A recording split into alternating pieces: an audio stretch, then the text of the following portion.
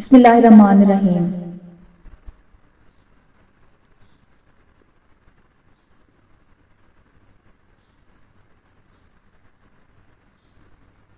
تمہیں کیا معلوم کہ دکھ کیا چیز ہوتے ہیں؟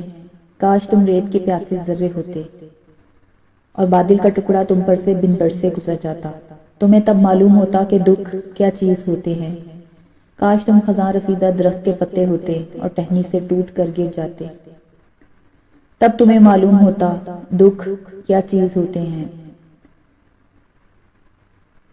اوپری منزل پہ ٹیرس کی دیوار پہ آگے کی طرف جھکے جھکے وہ کتنی دیر سے کسی غیر مرئی نقطے پہ نگاہیں جمائے کھڑی تھی۔ شام کے ڈھلتے سائے آہستہ آہستہ ماحول کو اپنی گرفت میں لے رہے تھے۔ دھوپ دیواروں سے اترتے ہوئے عجیب سی یاسیت آمیز اداسی کا منظر پیش کر رہی تھی۔ نیچے زرینہ بیگم کی بہن روبینہ اپنی فیملی کے ساتھ صبحوں سے آئی ہوئی تھی۔ دوپہر کے کھانے کے بعد زیان اوپر آ گئی تھی۔ اوائل نومبر کی ڈھلتی دھوپ اور گہرے ہوتے ہوئے سائے اچھی خاصی خنکی کا احساس دلا رہے تھے۔ اسے یہاں بیٹھے 2 گھنٹے سے زائد ہو گئے تھے، لیکن نیچے جا کے سب کا سامنا کرنے کا جی نہیں چاہ رہا تھا۔ جانے کیوں عجیب سی خود ترسی کا جذبہ خود بے حاوی ہوتا نظر آ رہا تھا۔ اندر ہی اندر لاوا پھوٹ کر بہنے کو بے تاب تھا، مگر یہ آگ آنسوؤں سے کہاں بجھنے والی تھی۔ اس حقیقت کا ادراک تو اسے بہت پہلے سے تھا، تبھی تو ایک تھکی تھکی سی مسکراہٹ لبوں پہ کرن بن کر چمکی تھی۔ مغرب کی اذان کی آواز آنا شروع ہو گئی۔ سر پہ دوپٹہ درست کرتی وہ آہستہ آہستہ سیڑھیاں اترنے لگی۔ آخری زینہ پار کرتے ہی وہاب سے ٹکراؤ ہوا۔ بلو کلر کی جینز اور میچنگ شرٹ میں ملبوس سلیقے سے بال بنائے وہاب اس کے رستے میں حائل کھڑا تھا۔ زیان صاحبہ، گھر میں مہمان آئے ہوئے ہیں اور تمہیں کچھ ہوش ہی نہیں ہے، بیچاروں کو کمپنی ہی دے دو۔ وہاب کے الفاظ میں نرمی اور بے تکلفی تھی، مگر لہجے اور انداز میں نرمی کا نشان تک نہ تھا۔ عجیب آنچ دیتا لہجہ تھا۔ میں پڑھ رہی تھی، اس نے جان چھڑانے کے لیے جھوٹ بولا۔ کیا پڑھ رہی تھی؟ وہ باقاعدہ جرا پہ اتر آیا۔ کورس کی بکس تھی ظاہر ہے، اور وہ چڑ سی گئی۔ تم نیچے سب کے ساتھ بیٹھ کر بھی تو پڑھ سکتی تھی۔ اس نے آرام سے زیان کے تپے تپے چہرے کو تکتے ہوئے مشورہ دے ڈالا۔ It's okay. زیان نے اپنا لہجہ مشکل سے نارمل کیا تھا۔ وہاب مطمئن ہو گیا۔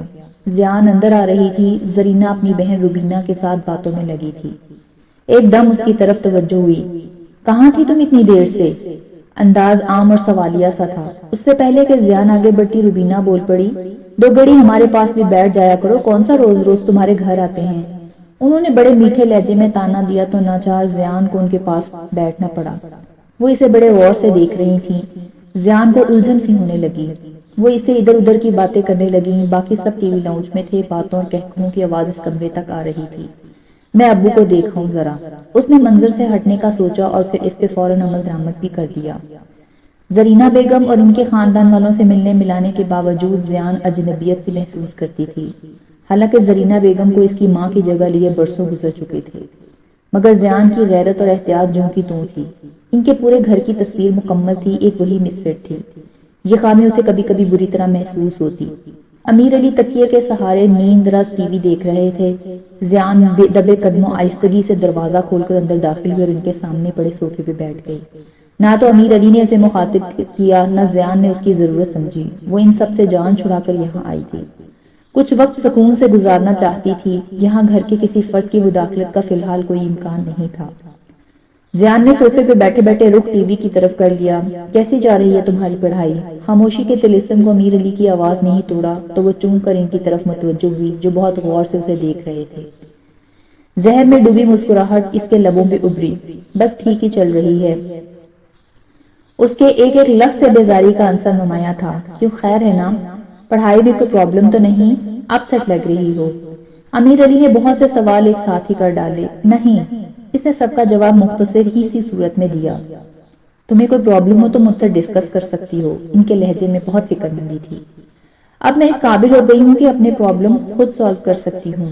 امیر علی کو لگ رہا تھا ان کے سامنے زیان نہیں، کوئی اجنبی ہو جو سرے راہ مل گئی ہو اور روکے جانے کی صورت میں نکلنے کی کوشش کر رہا ہو۔ وہ تو ان کی طرف متوجہ تک نہ تھی، ٹی وی کو گھور رہی تھی جیسے وہی سب سے اہم ہو۔ وہ ان کے پاس ہوتے ہوئے بھی پاس نہ تھی، ذہنی طور پر یہ میلوں کا فاصلے پہ کھڑی تھی۔ وہ یہ بات بہت اچھی طرح جانتے تھے، اس کے پس منظر میں چھپی وجوہات سے بھی واقف تھے، تبھی تو بے بس ہو کر پھر سے خاموشی کے خول میں سمٹ گئے۔ زیان اٹھ کر کچن کی طرف آئی جہاں بوا کھانا پکانے میں مصروف تھی۔ بوا، کیا ہو رہا ہے؟ زیان نے سبزی کی ٹوکری میں سے ایک گاجر اٹھائی اور دھونے لگی۔ بوا رحمت نے ایک نظر اسے دیکھا اور پھر سے بھنتے مسالے کی طرف متوجہ ہو گئی۔ پیاز، ٹماٹر اور اچھی طرح مکس ہو کر بھن گئے تھے۔ انہوں نے دھوئی چکن اٹھا کر ہانڈی میں ڈالی۔ زیان گاجر دھو کر پاس رکھے سٹول پہ چڑھ کر بیٹھ گئی۔ وہی روز کے کام دھندے، اور کیا کرنا ہے؟ اور تم گاجر کیوں کھا رہی ہو؟ میں نے کباب رکھے ہیں، یہ لو۔ کفگیر رکھ کر انہوں نے مائکرو ویو میں بڑی پلیٹ نکالی جس میں سے کباب رکھے ہوئے تھے۔ انہوں نے کباب انگلی سے چھو کر گرم ہونے کا اطمینان کیا، پھر پلیٹ کی طرف بڑھائی۔ آپ نے کب بنائی؟ اس نے گاجر پھر سے ٹوکری میں رکھ دی۔ ابھی آدھے گھنٹے پہلے چائے کے ساتھ بنا کر سب کو دیے، مگر تم نظر ہی نہ آئی۔ بوا ہاتھوں کے ساتھ ساتھ چکن کو بھی دیکھ رہی تھی۔ بوا، آپ اب اتنے کام مت کیا کریں، سمینہ ہے نا، دیکھنے دیں اسے سب بکھیڑے۔ اس نے کباب کھاتے ہوئے مشورہ دیا۔ بوا ہنسی، سادہ اور بے ریا ہنسی۔ مجھے امیر میاں اور اس گھر کے افراد کی خود خدمت کر کے جو خوشی ملتی ہے، وہ کام سمینہ کے سپورٹ کر دوں تو وہم سا لگا رہے گا، اسی لیے میں خود کرتی ہوں۔ چکن بھونتے بھونتے انہوں نے نپے تلے الفاظ میں بات مکمل کی۔ زیان کباب کھاتے کھاتے رک گئی۔ بوا، آپ کو اتنی محبت اور خیال ہے ہم سب کا، یہ محبت تو میرے خون میں رچی بسی ہے۔ اللہ بخشے بڑی بیگم، زیان کی دادی کو میں ان کے زمانے سے یہاں اس خاندان میں کام کر رہی ہوں۔ چھوٹی بیگم کو امیر میاں میرے سامنے ہی تو رخصت کروا کر لائے تھے۔ اتنا دھوم دھڑکا تھا، اتنی خوشیاں منائی گئی تھیں، مجھے سب یاد ہے۔ بوا بتاتے بتاتے ماضی میں پہنچ گئی تھی، جہاں سب روز اول کی طرح روشن تھا۔ زیان کا چہرہ دھواں دھواں سا ہو چلا تھا۔ اس نے آدھ کھایا کباب پلیٹ میں رکھا اور دبے قدموں کچن سے نکل گئی۔ بولتے بولتے بوا کی نظر سٹول کی طرف اٹھی جو اب زیان کے وجود سے خالی تھی۔ انہوں نے فوراً دروازے کی طرف دیکھا، زیان باہر نکل رہی تھی۔ بوا کے ہاتھ اور زبان یکدم ہی سست پڑ گئے تھے۔ انجانے میں ہی صحیح انہوں نے زیان کے دل میں دبے آگ جیسے زخموں کو ہوا دے ڈالی۔ اب وہ نادم سی تھی، زیان منظر سے غائب تھی۔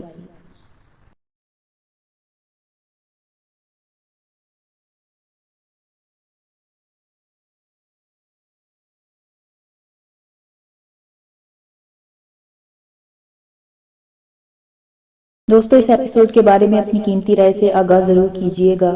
اپنا بہت زیادہ خیال رکھیں، خوش رہیں، خوش رکھیں، خوشیاں بکھیرتے رہیں۔